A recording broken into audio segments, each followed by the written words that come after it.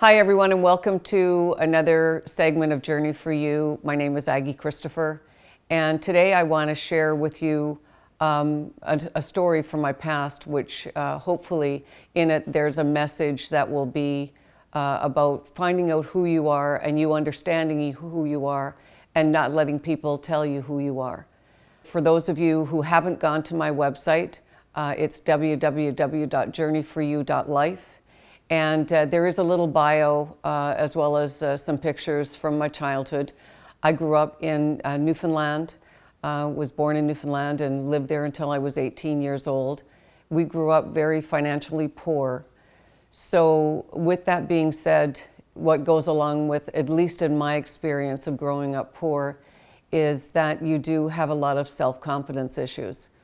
So at 18 years old, decided that I would move to Vancouver. And it just seemed to be the natural progression because I have a number of siblings in my family, and there's 16 of us in total. I'm number 15. And it just made sense that I would move here because they were all living here. So at 18, when I moved to Vancouver, and of course I moved from a little city, Corner Brook, and it was 35,000 people, to this big city of Vancouver, where everything was very different and very new and very strange to me. I was terrified. And, you know, one of the things that I had to do was to find a job.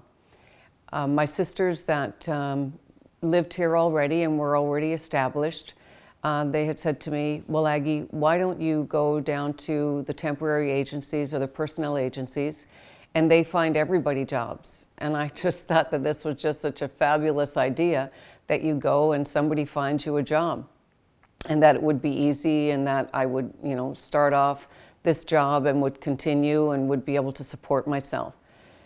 Didn't really turn out that way. I did go to the personnel agency. I took the bus from where my sister lived in Marpole to downtown Vancouver, and went to this agency. And when I went in, spent some time speaking with the lady, and then she put me through a series of testing. And of course, what I did at the time was all clerical work, which was, you know, typing and filing and things of that nature. So there was a series of tests that she had put me through. And then after the tests were all done, she had said to me, why don't you leave, go get yourself some coffee or lunch, and then come back, and then we will discuss the tests, and we will then look at what options are available that we have that we can place you. So I went and, you know, spent my time, went and had a coffee, had a little bit of lunch, and took the time to, you know, the hour. And then I went back and I was sitting in the waiting area, and the lady had said to me, she came out and she had this odd look on her face, and she had called me into her office. So I went in and she closed the door, and I sat down, and she looked at me again, very, very strange. And she said, I don't know what to say to you. And I said, well, just tell me the way it is. I think that's the best way to go. And she said, your test scores were so terrible. You ended up with great speed. You had about 120 words a minute, but you had 80 errors, which means that your typing skills are certainly of no value. The rest of your testing scores were not any better. So what she had said to me, my best advice to you is that I think what you need to do is you need to hop a bus and go to the airport, take a plane back to Newfoundland, because you're going to starve to death here. You're never going to find a job. So that was pretty devastating. I had a knot in my stomach like you would not believe, and then made my way to the bus and was taking the bus back to my sister's. In the travels back to my sister's place, I kept thinking about what she had said to me and how I was so devastated, and how I was thinking, how am I going to make this work?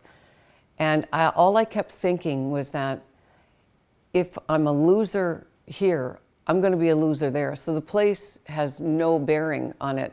I just need to figure out myself what I need to do and how I need to do it.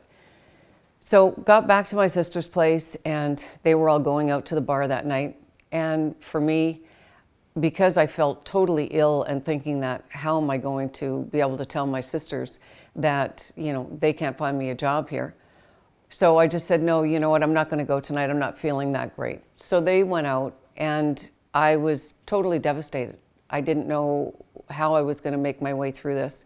But I do remember either reading or somebody saying to me that it takes 21 days to make a habit and 21 days to break a habit.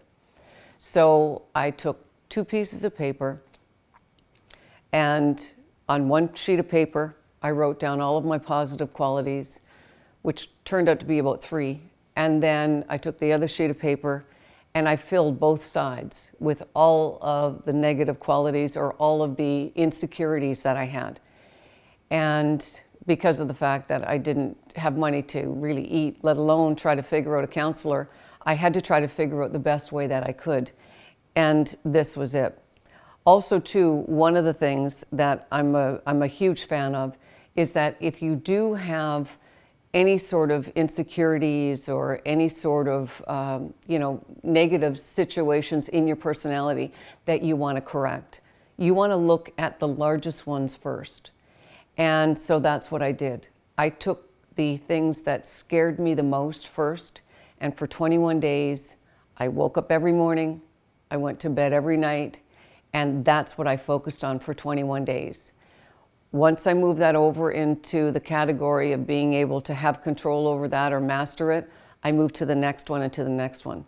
The thing that I didn't realize, which was a huge bonus, was that in correcting some of these large defects or insecurities in my personality, that I was also fixing a lot of the smaller ones. So half of the work was being done for me.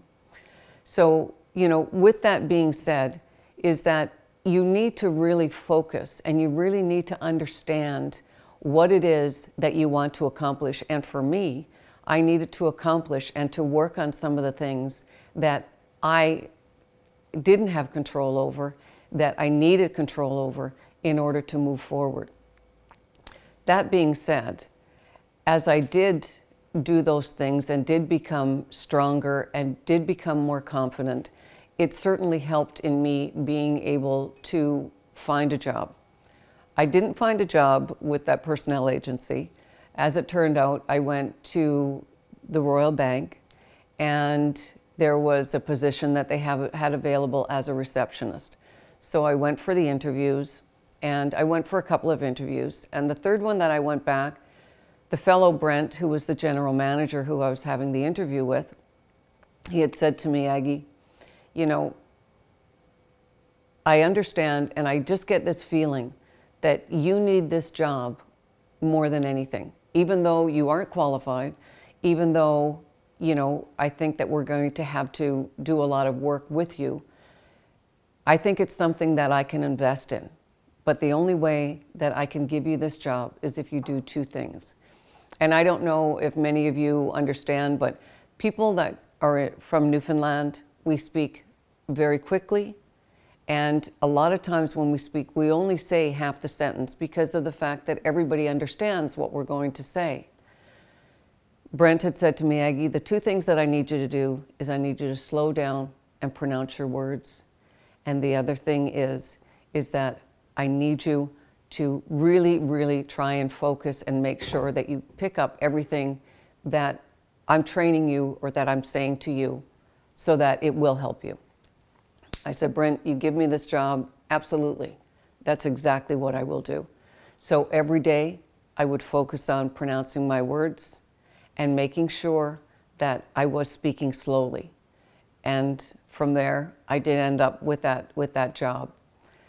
So here we go from somebody who was this very insecure, very shy young girl, that somebody had said to me, the lady that ran the personnel agency, that I needed to go back home and I needed to try to find a job there because there was no place in Vancouver for me, to all these years later that I am the owner of a national company that I grew from just a couple of people to now where there's 20 of us across Canada and, running this organization, and I've been doing this now for 17 years. So my message in this is that just because somebody tells you that, you're not good at something, and one of the things that I've always said to both my boys is that don't ever let, a teacher, coach, or anybody tell you who you are. You know who you are. So what you need to do is you need to go and you need to stay on that path. If there's something that you want to do, you can do it. It takes work, it takes focus, it takes energy, and it takes hard work. But what you have to understand, the hardest thing about working hard is getting started. After that, it's easy. And it's all in your hands. You need to be able to control your destiny. You need to be able to control who you are, where you're going, and how you're going to do that. And that is in you. That's in your hands, and everybody can do it, but it is work. And as I said, and if anybody of you have gone to my website, and if not, I do encourage you to go to my website. But as I say, I can only inspire, I can only help, I can only give you ideas and options. The heavy lifting is up to you. And once you decide that you have a goal, you have a target, and that's what you want to do, and you stay the course, you can make anything happen.